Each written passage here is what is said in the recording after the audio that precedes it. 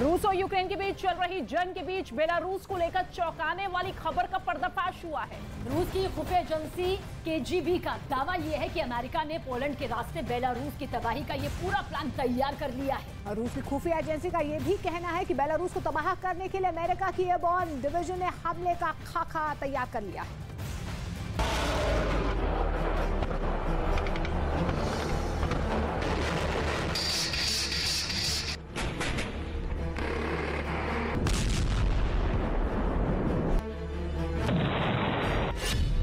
क्या बेलारूस से शुरू होगा परमाणु युद्ध?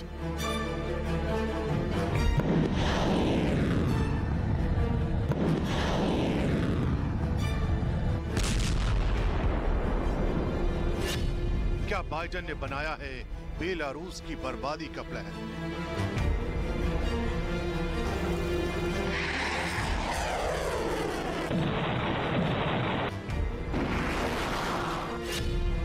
क्या पोलैंड के रास्ते होने वाला है परमाणु प्रहार?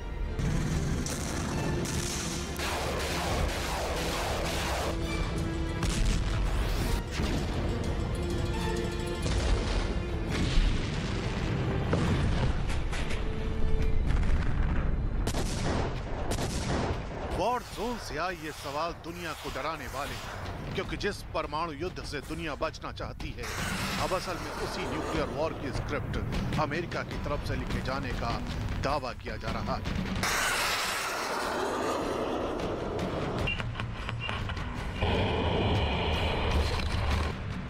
रूस की खुफिया एजेंसी केजीबी की माने तो अमेरिका ने बेलारूस की तबाही का प्लान तैयार कर लिया है। पोलैंड के रास्ते बेलारूस पर हमले की तैयारी की जा रही है। बेलारूस में इस ऑपरेशन को अंजाम तक पहुंचाने की जिम्मेदारी US 101 एयरबोर्न डिवीजन के कंधों पर सौंपी गई है।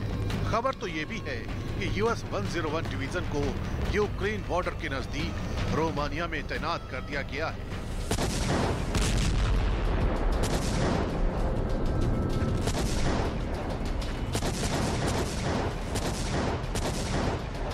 रूस की खुफिया एजेंसी के डिप्टी हेड इवान टर्टल ने साफ कहा है, पोलैंड के रास्ते हमारे क्षेत्र में मिलिट्री घुसपैठ का पूरा प्लान तैयार किया गया है। हम जानते हैं कि अमेरिका की 101 एयरबोर्न डिवीजन आंशिक तौर पर हमारे पड़ोसी राज्यों में तैनात है।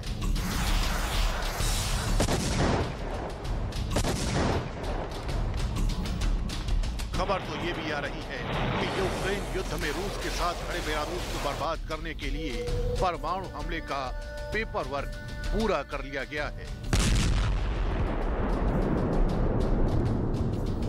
हम ये भी जानते हैं कि हमारे इलाके पर न्यूक्लियर हमले का खाका तैयार किया गया है, जैसा कि सोवियत संघ के समय था।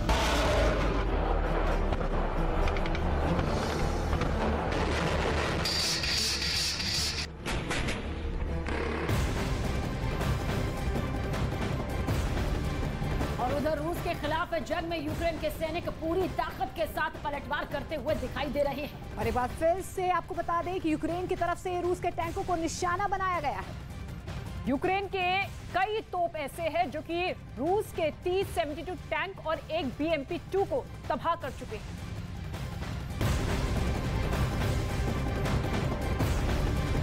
और रूस की खुफिया एजेंसी केजीबी के हवाले से ये बड़ी खबर सामने आ रही है। उस खबर से हड़कंप भी मच गया है। केजीबी के दावे के मुताबिक अमेरिका ने बेलारूस की तबाही का जो प्लान तैयार किया है, उसमें पोलैंड का किरदार सबसे ज्यादा अहम है, क्योंकि जंग की शुरुआत से पोलैंड यूक्रेन के साथ खड़ा हुआ है।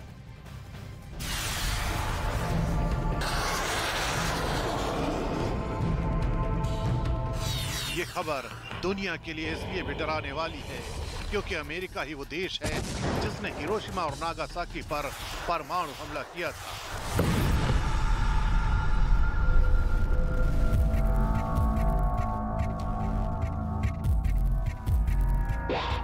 और अब जबकि पुतिन बेलारूस के रास्ते यूक्रेन के कई शहरों को तबाह करने की साजिश रच रहे हैं, तो रूस की खुफिया एजेंसी केजीबी के हवाले से आई ये खबर अपने आप में खलबली मचाने वाली है कि बेलारूस में अमेरिका की एयरबोर्न डिवीजन परमाणु हमले को अंजाम दे सकती है।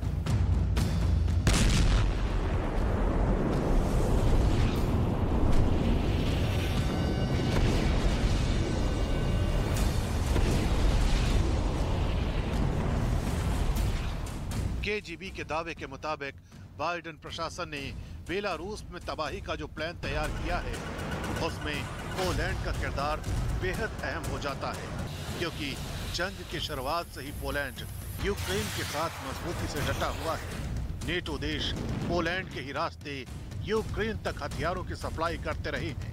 यही वजह है कि केजीबी ने पोलैंड के रास्ते ही बेलारूस पर अमेरिका के संभावित हमले का दावा किया है। उधर बेलारूस में विपक्ष के नेता ने भी बेहद चौंकाने वाला बयान दिया है। उन्होंने कहा है कि अगर बेलारूस के सैनिकों को यूक्रेन में जंग के लिए भेजा गया तो ये अलेक्जेंडर लुकाशेंको के लिए राजनीतिक आत्महत्या के जैसा हो।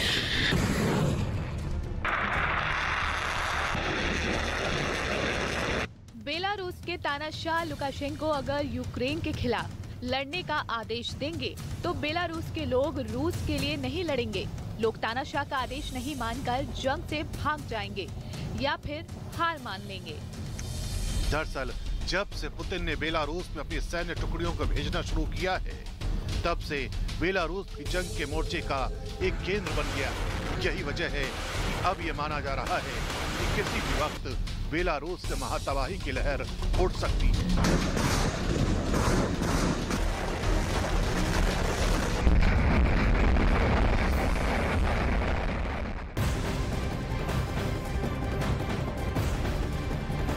रूस ने एक बार फिर अमेरिका पर गंभीर आरोप लगाए हैं। दावा किया गया है कि जो बाइडेन के इशारे पर बाल्टिक सागर में नॉर्ड स्ट्रीम पर हमला किया गया।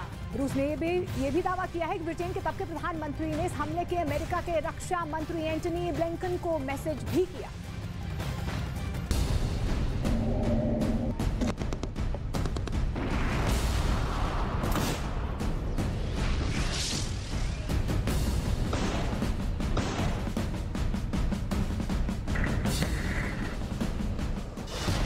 नॉर्ड स्ट्रीम पर फिर शुरू हुई जंग।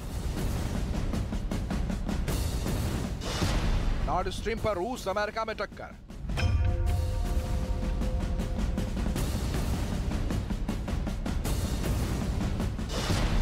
नॉर्ड स्ट्रीम पर हमला किसकी साजिश?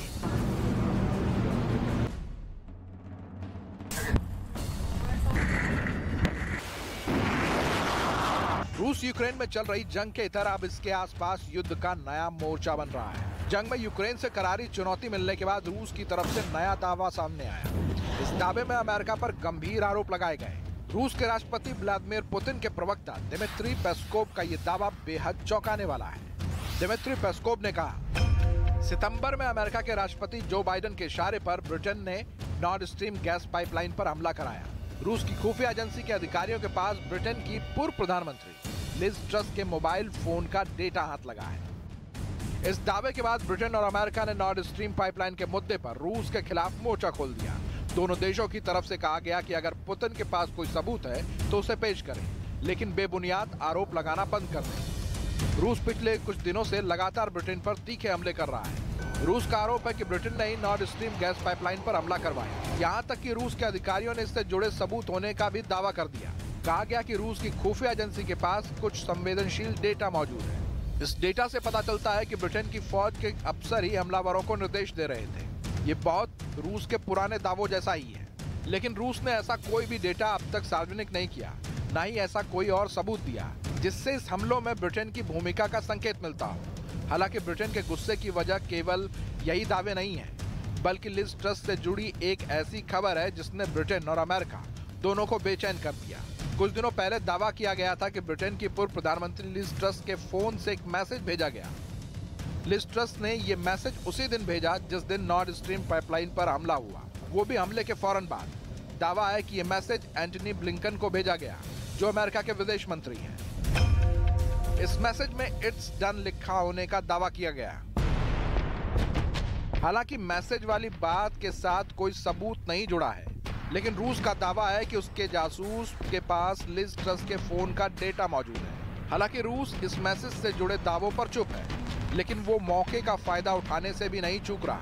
रूस के अधिकारियों ने कह दिया कि अगर ऐसा मैसेज नहीं किया गया तो वो भी सबूत पेश करना चाहिए।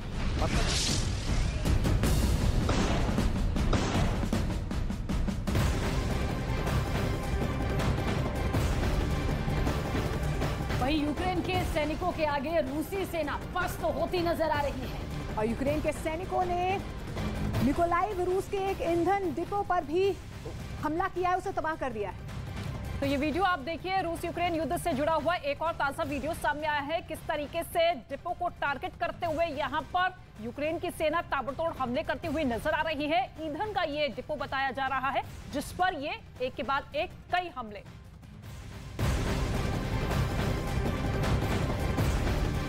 और नॉर्थ स्ट्रीम पाइपलाइन में धमाकों पर कोई कुछ भी बोलने को फिलहाल तैयार नहीं है। वहीं रूस का दावा यह है कि वो बहुत जल्द ही इस हमले से जुड़े कुछ बड़े सबूत सामने लाएगा।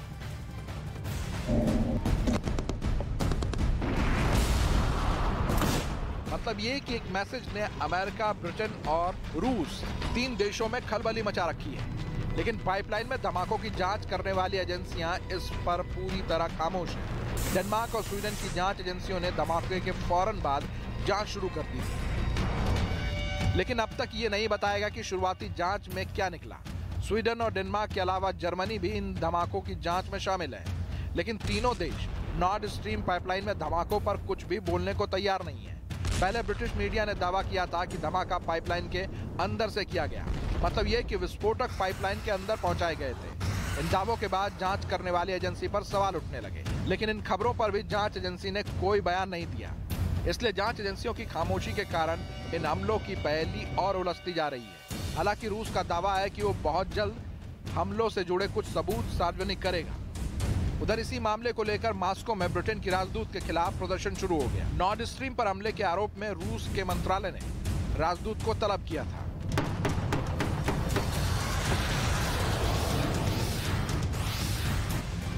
नॉर्थ स्ट्रीम गैस पाइपलाइन को लेकर रूस, ब्रिटेन और अमेरिका पर गंभीर आरोप लगा रहा है। और अब आपको बताते हैं कि नॉर्थ स्ट्रीम आखिर इतना महत्वपूर्ण क्यों है।